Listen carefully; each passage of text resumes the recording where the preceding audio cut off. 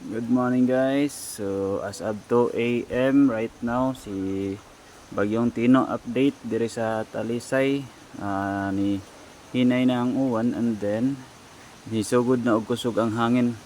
So mo ni among sitwasyon diri So dumlog ni amo kusog ng hangin Kusog ng hangin. So ang sod sa mo ni sod ang tubig. Nasa kwarto. Sana sa balay ang tubig. Among ero rin tikongkong.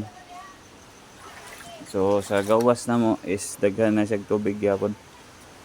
Ni sud na sa kwarto ang tubig. So as of 2:16 AM November 4, kusog ng hangin.